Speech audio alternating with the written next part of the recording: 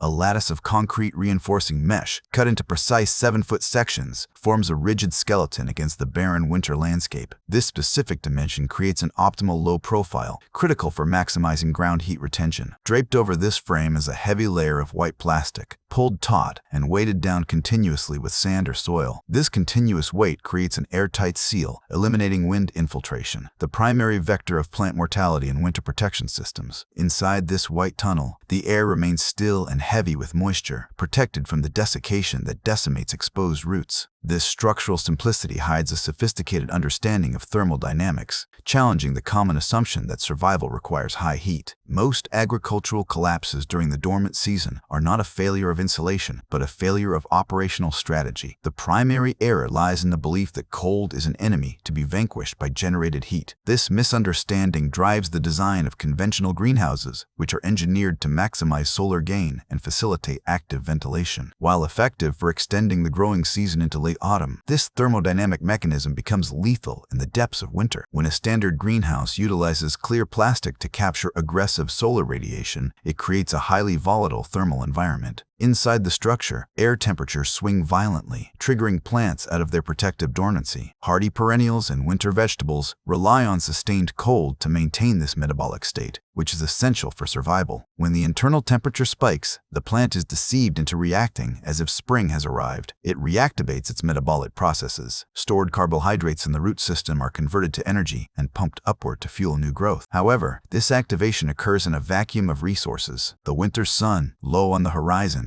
does not provide sufficient photon energy to support robust photosynthesis. The result is distinctively weak tissue. The plant creates elongated, fragile stems that lack cellular density and structural integrity. The true catastrophe occurs when the sun sets. The solar gain acts only as a temporary spike and dissipates immediately. The temperature inside the uninsulated structure crashes back to ambient levels. This rapid cycle of thawing and refreezing exerts immense pressure on cellular walls. As water within the cells expands and contracts repeatedly, it disrupts cellular integrity. By morning, the tissue is destroyed, not by the absolute cold, but by the oscillation that preceded it. Desiccation presents an equally formidable threat to the root system, the standard response to overheating. Mechanical ventilation introduces profound dryness. Cold winter air holds very little moisture, and when heated, its capacity to absorb water increases drastically. It acts as a sponge, stripping moisture from the soil surface and the root ball itself. This risk highlights why the superior agricultural method focuses on preservation rather than cultivation. Data on plant hardiness indicates that broadly fluctuating temperatures are far more damaging than consistent extreme cold. Research confirms that a spinach plant or a carrot root can endure temperatures as low as 15 degrees Fahrenheit, provided the thermal baseline remains stable. It is the volatility, the rapid cycle of freeze and thaw, that destroys the cellular matrix. Therefore, the objective is to reject the premise of heating entirely. The goal is to suppress, not encourage, metabolic activity. The plant must be allowed to settle into its natural circadian rhythm. By maintaining a cold, unvarying environment, the grower signals the plant to conserve its energy reserves within the root mass. The sugars act as a natural antifreeze, concentrating in the crown to protect the vital growing point. This is a process of conservation, not production. The strategy creates a state of suspended animation where the biological clock is paused. External interferences are minimized. The high-energy inputs required to force growth are replaced by a static defense system. The focus narrows to protecting the plant from the wind and stabilizing the thermal baseline. Survival is achieved by allowing the plant to sleep rather than forcing it to run a marathon in freezing conditions. However, maintaining this critical stability requires tapping into a massive energy source that lies not above the structure, but directly below it. Beneath the frozen crust of the topsoil, the earth maintains a reservoir of thermal energy that remains relatively constant, largely regardless of the volatile atmospheric conditions raging above the surface. The most successful winter agricultural systems are those designed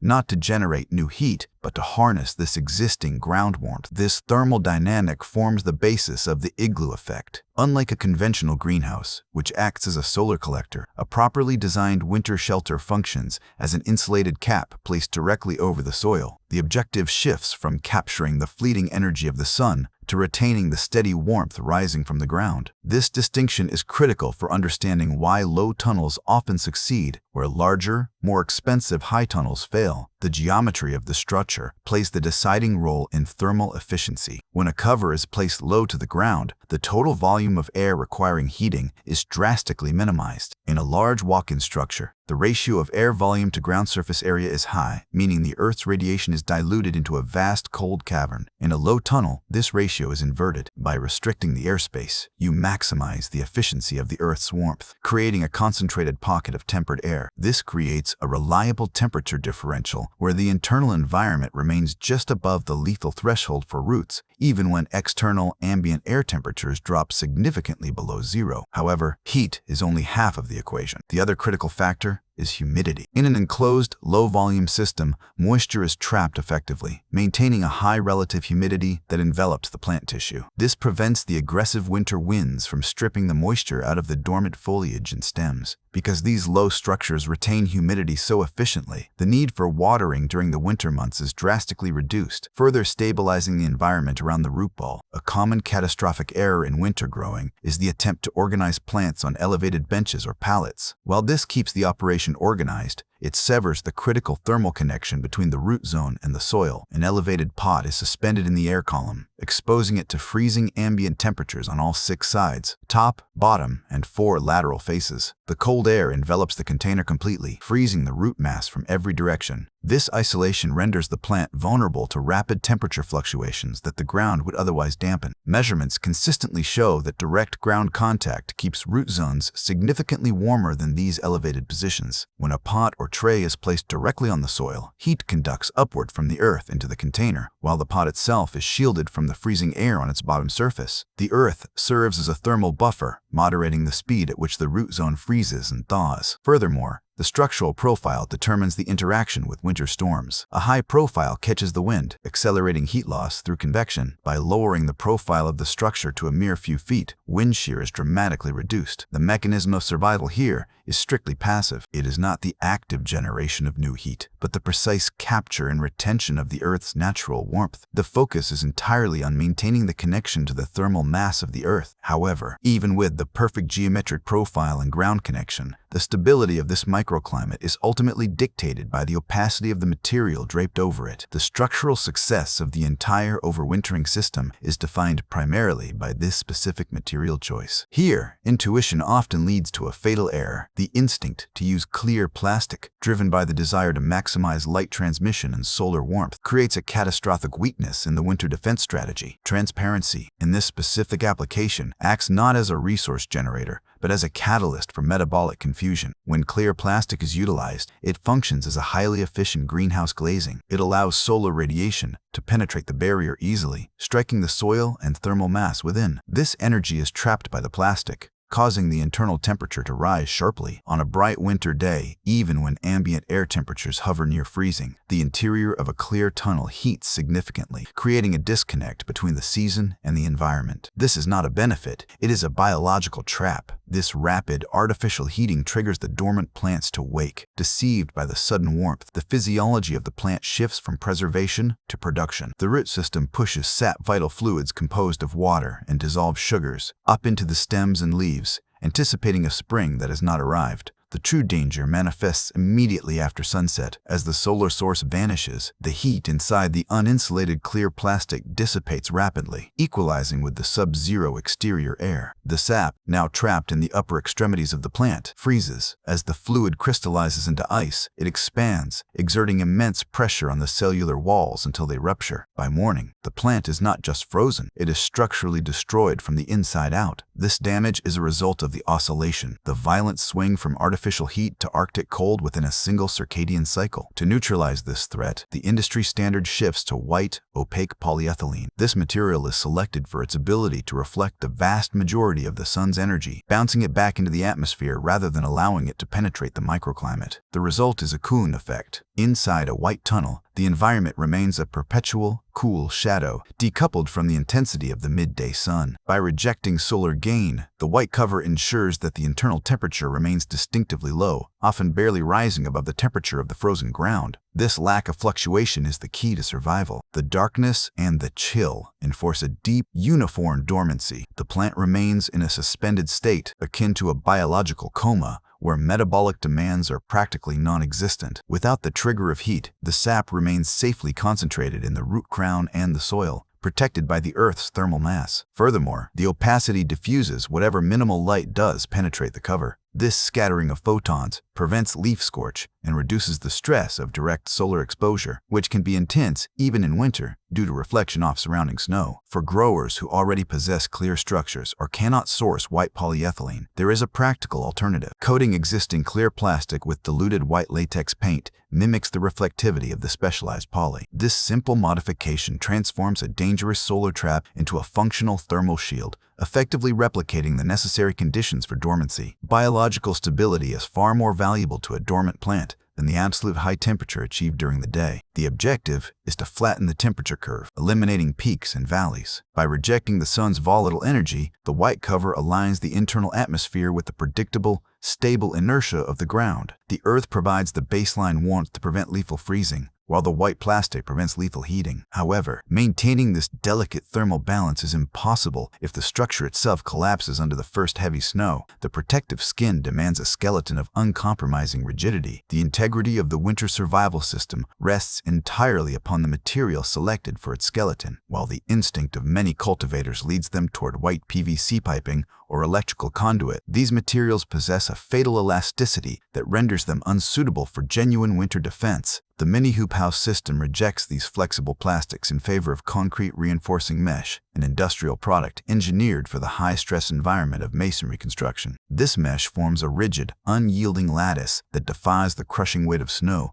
that often snaps PVC hoops. The choice to utilize this heavy-grade steel over lightweight agricultural alternatives is a deliberate engineering decision. Standard PVC piping, while inexpensive and readily available, often fails catastrophically under the unique loads of winter. When subjected to the static heavy load of accumulated snow or the dynamic shear of freezing winds, PVC deforms, frequently collapsing the entire structure onto the vulnerable plants below. The steel mesh, conversely, maintains its geometric shape. It does not sag over time, nor does it become brittle when temperatures drop effectively far below zero. This resilience is the difference between a harvest and a crushed, frozen loss. The transformation of this flat industrial mesh into a functional agricultural vault begins with a precise calculation of dimension. The mesh is cut into sections exactly 7 feet in length. This is not an arbitrary measurement, but a calculated geometric solution derived from the width of standard planting beds and the necessity of a low profile. A 7-foot arc creates a structure that sits low to the ground, significantly reducing the internal volume of air that requires thermal regulation. By maintaining this low profile, the structure remains within the thermal boundary layer of the earth. This proximity allows the system to maximize the efficiency of the ground's radiating heat, keeping the captured warmth concentrated near the root zone where it is most critical. A taller arch dilutes this ground heat into a larger, colder air mass. Furthermore, the low, smooth arc minimizes wind shear, allowing gale-force gusts to flow over the structure rather than pressing against a high vertical wall. The grid pattern of the mesh serves a secondary, yet crucial, function beyond structural support. It acts as a suspension system for the polyethylene cover. In traditional hoop systems spaced several feet apart, the plastic often sags between the ribs, creating depressions where water and ice accumulate. The steel grid provides continuous support, ensuring the plastic remains taut and sheds water effectively. Fabrication of these units requires the application of significant manual force. Heavy-duty bolt cutters are the essential tool for this phase,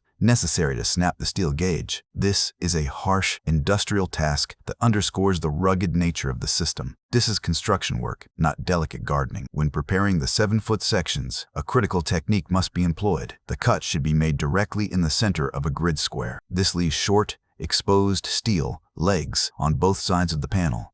These exposed prongs are vital during installation. As the flat section is bent into an arch, the inherent tension in the wire seeks to return to a flat state. This outward pressure drives the cut legs of the mesh deep into the soil. The frame effectively anchors itself, biting into the earth with a relentless tension that eliminates the need for concrete footings or complex ground spikes. The structure becomes a self-supporting unit, held in place by its own desire to straighten out. Financially, the analysis favors this industrial adaptation. Concrete reinforcing mesh is frequently more economical than specialized agricultural hoops or electrical conduit. When factored against the replacement costs of collapsed PVC and the value of the preserved crop, the steel mesh offers a superior long-term solution. It is a one-time acquisition for a structure designed to last for decades. However, the strongest skeleton is merely a frame. The system's ability to retain heat depends entirely on how the covering is secured to the earth to prevent air exchange. The ultimate effectiveness of the thermal envelope is not decided by the steel gauge or the thickness of the plastic, but by the absolute air tightness of the seal established at ground level. While the arch provides the shape within the hostile environment, the perimeter seal defines the survival of the microclimate. Without this meticulous closure, the system fails to retain the geothermal energy harvested from the soil, rendering the structure useless against the deep freeze.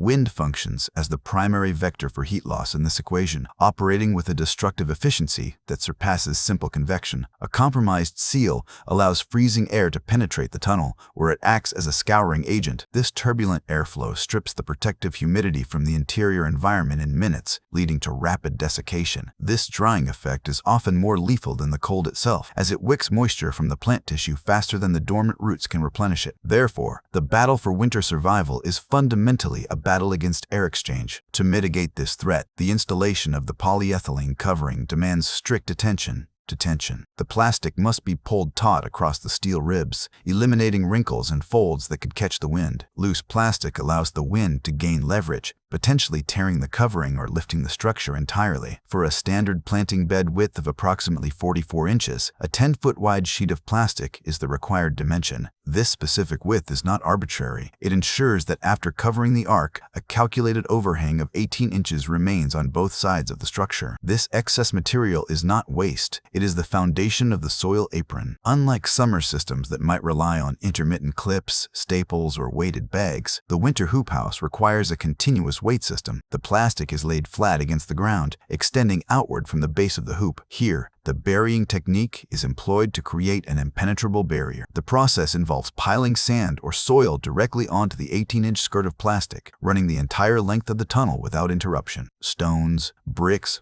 or lumber are strictly prohibited for this task. These rigid materials create microscopic gaps between the weight and the ground. Air, acting like a fluid, will find these gaps and siphon warmth out of the tunnel. Soil, however, conforms perfectly to the topography of the ground, creating a fluid-tight seal that eliminates air infiltration completely. The shovel work required to bury the edges is substantial, but it is the only method that guarantees a hermetic seal capable of withstanding winter storms. The application of this heavy earthen seal creates a secondary structural benefit. When the plastic is pulled taut and the edges are buried under hundreds of pounds of soil, the tension adds significant structural rigidity to the mesh frame. The steel and the plastic begin to function as a composite unit, resisting deformation from wind and heavy snow loads more effectively than either component could in isolation. The tension acts as a brace, locking the arches in place and preventing lateral swaying during high-velocity storms. Once sealed, the internal dynamics of the tunnel shift. The environment effectively holds moisture, significantly reducing the need for external irrigation. If the soil is moist at the time of covering, plants typically require no additional water throughout the entire winter. However, humidity levels can be passively managed. A practical technique involves piercing small holes in the plastic along the lower sides of the structure after the first heavy rain. This allows collected rainwater to drain into the house, recharging soil moisture levels without opening the system to the wind. Properly weighted and sealed, the structure serves as an impenetrable barrier against the drying, freezing winds of winter. Yet, this perfect isolation creates a new vulnerability. By constructing a warm, dry sanctuary in the middle of a frozen landscape, you have inadvertently built a beacon for other inhabitants of the ecosystem looking to escape the cold. The establishment of a protected, thermally stable environment creates a dangerous paradox within the winter agricultural system. While the hoop house is engineered to shelter dormant vegetables from the lethal cold, it simultaneously generates a potent biological beacon for opportunistic pests. To a field mouse, the tunnel represents more than a source of food. It is a premium habitat that offers immunity from the freezing winds and predatory raptors that typically control their populations. The dry, insulated interior mimics the safety of a deep burrow, attracting these rodents from the surrounding fields in search of winter quarters. Once established inside the structure, the rodent population faces no environmental pressure to limit its expansion. In the absence of extreme cold, or natural predation. These pests do not merely graze on the leaves, they target the structural integrity of the crop. Mice can consume thousands of dollars worth of plant material in a single winter. The destruction is often silent and invisible throughout the darkest months. They will eat the bark off the stem of the plants, completely girdling them and killing the plants. One grower reported losing approximately $5,000 worth of grafted Japanese maples in a single season, alongside rooted cuttings that were simply mowed off at the soil level. This damage is frequently discovered only when the covers are removed in spring, revealing rows of crops that have been completely severed from their root systems, resulting in a total loss of the harvest. To neutralize this threat, the strategic placement of bait stations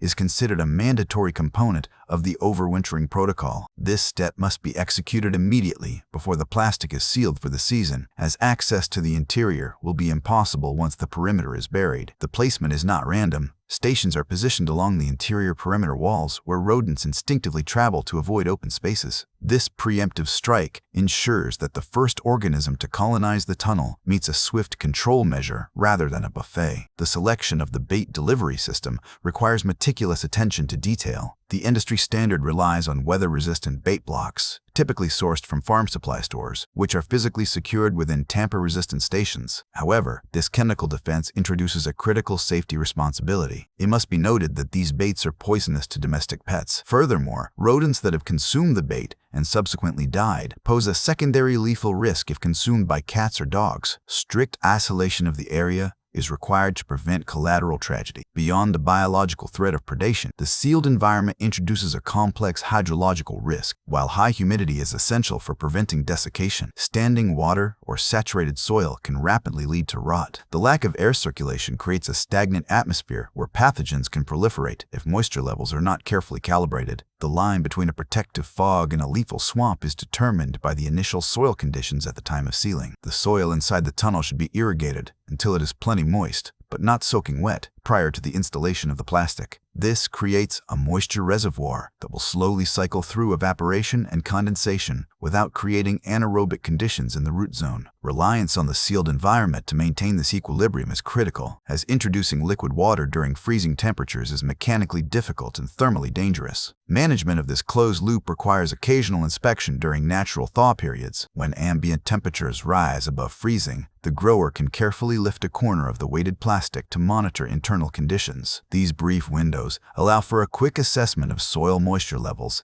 and a check on pest activity, verifying that the bait stations are effective. The complete system integrates this physical protection with biological defense, ensuring that the winter sanctuary functions as a fortress. This holistic approach proves that the true challenge is not the weather itself. The ultimate viability of the harvest is not dictated by the brutal severity of the winter months, but by the absolute precision of the preparation. Success relies on the integration of three non-negotiable components: the rigidity of concrete reinforcing mesh cut to precise 7-foot sections, the thermal regulation of opaque white plastic, and the hermetic seal created by weighting the perimeter continuously with soil. This specific configuration allows the low tunnel to capture the Earth's natural warmth while neutralizing the lethal variables of wind shear and desiccation. It transforms the frozen landscape from a hostile environment into a stable sanctuary for dormancy. If you enjoyed this video, don't forget to like, share, and subscribe to the channel.